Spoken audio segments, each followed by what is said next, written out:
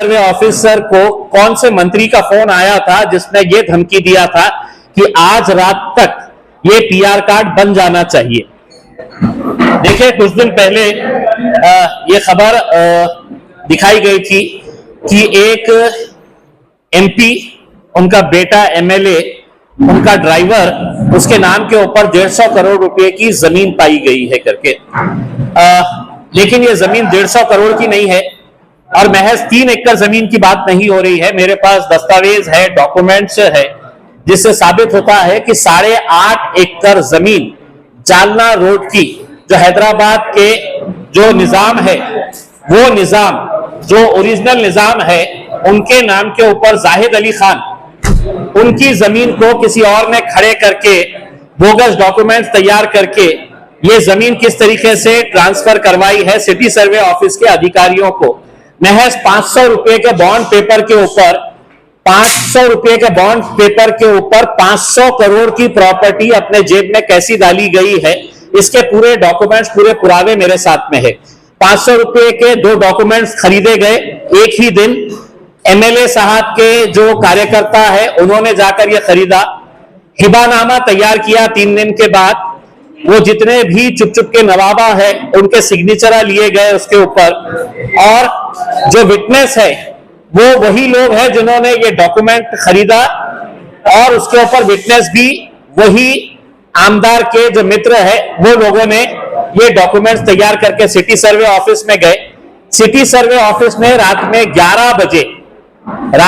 11 बजे वो notice upload किया और चंद सेकंड के अंदर वो ड्राइवर साहब ने वो नोटिस डाउनलोड कर लिया।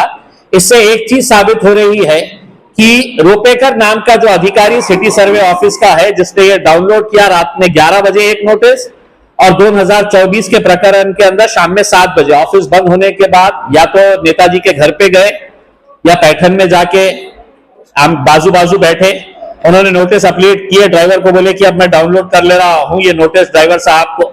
मेरा यह सवाल है कि पुलिस अभी तक एफआईआर क्यों नहीं रजिस्टर करी। मेरा यह सवाल है कि जिस दिन ये पीआर कार्ड के ऊपर नाम चढ़ाया गया, उस दिन सिटी सर्वे ऑफिसर को कौन से मंत्री का फोन आया था जिसने ये धमकी दिया था कि आज रात तक ये पीआर कार्ड बन जाना चाहिए। जब ये जमीन के ऊपर ताबा लिया जा रहा था कि किसने 100-150 लड़कों को वहां पर भिजाया था, और वहां पर रात में 2 बजे कौन से डीसीपी वहां पर पहुंचा था, कौन से पुलिस स्टेशन के अंदर इसकी नोंद है, अभी तक सिर्फ ड्राइवर की तबीयत के बारे में पूछा जा रहा है। मुझे डर और शक इस बात का हो रहा है कि ड्राइवर को खत्म ना कर दिया जाए, क्योंकि 500 करोड़ रुपए का मामला है। ड्राइवर को बुलाया जाए, उससे पूरी जानकारी निकाली जाए कि इसके पीछे कौन कौन लोग है करके। दानेकर जो सिटी सर्वे ऑफिसर है, वो ये काम करने के लिए तैयार नहीं था। मुझे बताया गया है कि उसके पिता के कनेक्शन या एक पदाधिकारी है, वो सिल्लोर के अंदर भारतीय जनता पार्टी के, उनके जरिए फिर दबाव डाला गया और ये पूरा प्रकरण अब आपके सामने लाया गया है। एक उच्च स्तरीय चौकसी होना चाहिए, या तो एनफोर्समेंट डायरेक्टोरेट से कराइए, सीबीआई से कराइए या सीआईडी से करवाइए।